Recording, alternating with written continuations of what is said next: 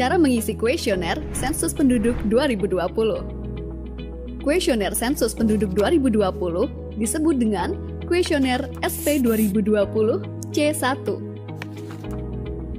Jika Anda belum berpartisipasi pada sensus penduduk online bulan Februari hingga Mei 2020, maka Anda akan mendapatkan kuesioner SP 2020 C1 dari petugas sensus.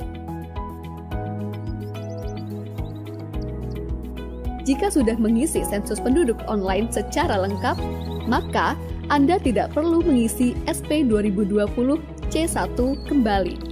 Tetapi, jika ada perubahan, jangan lupa lapor ke ketua RT, dusun, jorong, atau banjar ya.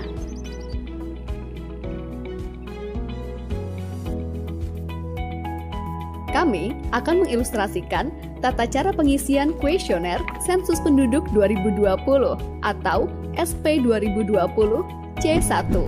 Bagi keluarga yang ingin mengisi menggunakan kuesioner secara mandiri, maka ikuti petunjuk pengisian yang telah disediakan atau tonton terus video ini. Mari kita mulai. Pertama, siapkan alat tulis berupa pensil atau ballpoint dan dokumen penting yang diperlukan untuk pengisian kuesioner sensus penduduk. Siapa saja bisa mengisi kuesioner sensus penduduk, asalkan mengetahui informasi seluruh anggota keluarga. Siapkan KTP, KK, dan akte pernikahan. Baca tata cara mengisi kuesioner. Selanjutnya, kita akan mengisi blok 1. Blok 1 adalah pertanyaan mengenai alamat keluarga pada saat ini. Untuk isian provinsi, kota atau kabupaten, kecamatan, desa atau kelurahan atau nagari, RT atau RW atau satuan lingkungan setempat, sampai isian nama dan kode SLS, serta nomor urut keluarga dan nomor bangunan diisikan oleh petugas sensus. Pengisian dimulai dari pertanyaan 104, yaitu alamat.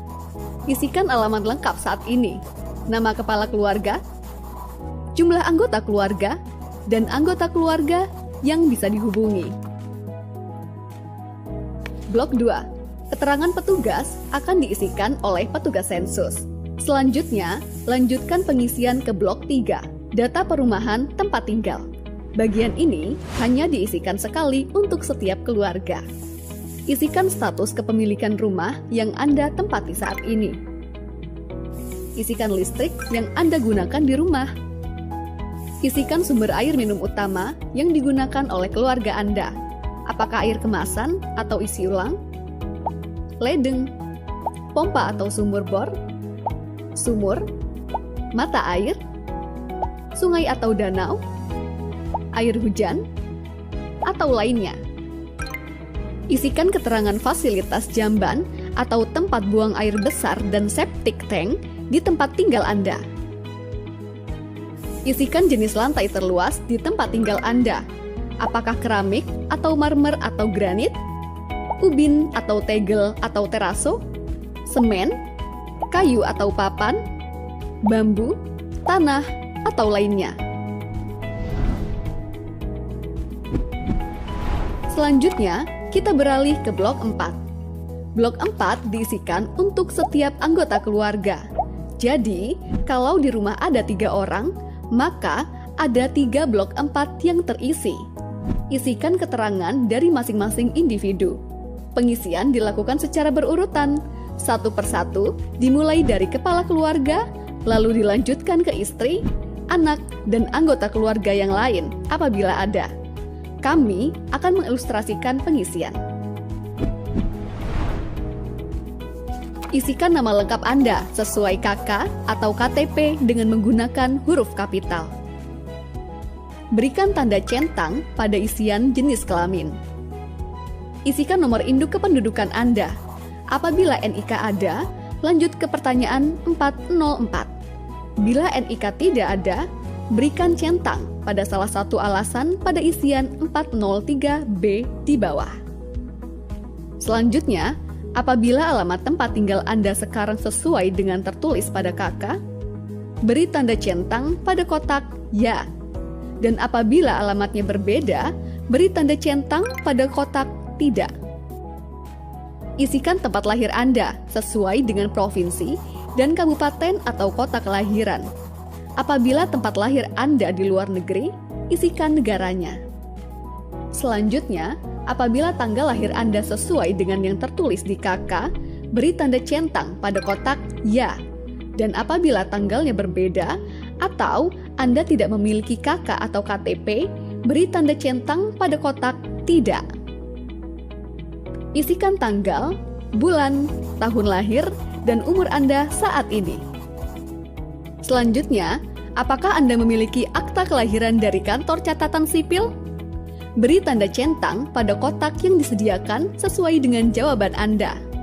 Bila Anda memiliki akta kelahiran dari kantor catatan sipil atau Anda tidak mengetahui status kepemilikan akta kelahiran Anda, lanjut ke isian 407. Bila Anda tidak memiliki akta kelahiran dari kantor catatan sipil, isikan alasan utama Anda dengan memberi centang pada kotak yang disediakan sesuai dengan jawaban Anda. Selanjutnya, isikan status kewarganegaraan Anda. Bila Anda adalah WNI, tuliskan nama suku Anda di pertanyaan selanjutnya. Bila Anda adalah WNA, lanjut ke pertanyaan 409. Berikan tanda centang pada kotak di samping agama atau kepercayaan Anda. Selanjutnya, isikan status perkawinan Anda dengan memberi tanda centang pada kotak yang tersedia. 1. Pilih belum kawin, apabila Anda belum terikat dalam perkawinan. 2. Pilih kawin, apabila Anda telah terikat dalam perkawinan sah secara hukum, adat, agama, negara, dan sebagainya, baik tinggal bersama maupun terpisah atau oleh masyarakat dianggap sebagai suami istri. 3. Pilih cerai hidup apabila Anda telah bercerai dan belum kawin lagi, walaupun belum resmi secara hukum. Anda mengaku belum pernah kawin, tetapi telah melahirkan anak. 4. Pilih cerai mati apabila Anda telah ditinggal meninggal oleh suami atau istri Anda dan belum kawin lagi. Bila Anda berstatus belum kawin, lanjutkan ke isian 411. Bila Anda berstatus kawin, cerai hidup atau cerai mati, isikan nomor surat atau akta pernikahan atau perceraian, atau surat atau akta kematian mantan suami atau istri Anda, lalu lanjutkan ke isian 411. Selanjutnya, isikan status hubungan Anda dengan kepala keluarga. Yang dimaksud dengan kepala keluarga adalah seseorang yang bertanggung jawab di keluarga tersebut dan tertera sebagai kepala keluarga di dalam kartu keluarga. Bagi suami yang mempunyai istri lebih dari satu yang tinggal di rumah yang berbeda, maka namanya tercatat hanya di salah satu keluarga istri yang lebih lama tinggal. Apabila lama tinggal bersama istri-istrinya sama, catatkan di rumah istri yang paling lama dinikahi. Yang dimaksud dengan famili lain adalah mereka yang memiliki hubungan famili dengan kepala keluarga ataupun suami atau istri kepala keluarga tersebut. Misalnya, adik, kakak, bibi, paman, kakek, atau nenek. Yang dimaksud pembantu adalah pertama, mereka yang bekerja sebagai pembantu atau sopir yang menginap di keluarga tersebut, yang menerima upah atau gaji berupa uang atau barang. 2. Famili yang dipekerjakan sebagai pembantu dan menerima upah atau gaji. 3. Tukang kebun yang makan dan menginap di rumah majikan. 4. Anak pembantu yang ikut tinggal di dalam keluarga, apabila diberlakukan sebagai pembantu. Apabila tidak, maka dicatat sebagai lainnya. 5. Sopir yang menginap di keluarga tersebut dan menerima upah atau gaji. Yang termasuk lainnya adalah mereka yang tidak ada hubungan famili dengan anggota keluarga manapun di keluarga tersebut lebih dari 1 tahun. Selanjutnya, pertanyaan 412A. Apakah tinggal di alamat yang sekarang lebih dari 1 tahun? Jika sudah tinggal selama minimal 1 tahun atau lebih, maka centang ya dan isikan lamanya dalam tahun. Kemudian, abaikan pertanyaan berikutnya. Langsung ke rincian 413. Jika kurang dari 1 tahun, maka centang tidak dan isikan dalam bulan. Isikan pertanyaan berikutnya 412B. Apakah berniat menetap? Selanjutnya, pertanyaan 413. Apakah ijazah atau pendidikan tertinggi yang ditamatkan? Isikan sesuai dengan ijazah tertinggi yang sudah diperoleh. Kita menuju ke blok 5. Sama seperti blok 4, blok 5 diisikan untuk setiap anggota keluarga, namun khusus untuk yang berusia minimal 5 tahun atau lebih. Untuk anggota keluarga yang kurang dari 5 tahun, bagian ini boleh dikosongkan. Pertanyaan 501. Apakah bisa berbahasa Indonesia? Pilih ya jika bisa, pilih tidak jika tidak dapat berbahasa Indonesia. Selanjutnya, pertanyaan 502A. Aktivitas apa saja yang biasa dilakukan? Isian ini bisa dipilih lebih dari satu. Centang ya bekerja jika biasa melakukan pekerjaan. Centang ya mengurus rumah tangga jika juga melakukan kegiatan mengurus rumah tangga. Centang ya sekolah atau kuliah jika sedang menjalani aktivitas sekolah atau kuliah. Centang ya lainnya jika melakukan aktivitas yang lain seperti kegiatan sosial, seperti pos ronda, menjalani hobi seperti berolahraga, atau lainnya, dan tuliskan aktivitas tersebut. 502B. Apakah pensiunan? Pensiunan di sini tidak hanya untuk PNS atau TNI atau Polri, tetapi juga yang pernah bekerja di bidang lain dan saat ini menerima pesangon atau dana pensiun. Selanjutnya, rincian 503. Isian ini diisi khusus untuk yang saat ini sedang bekerja. Isikan pekerjaan yang selengkap-lengkapnya.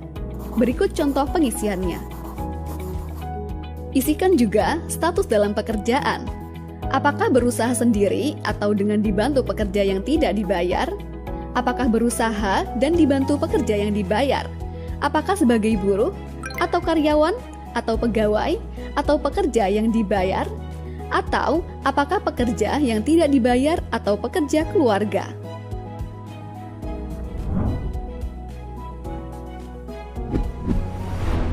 Isian untuk satu anggota keluarga sudah selesai.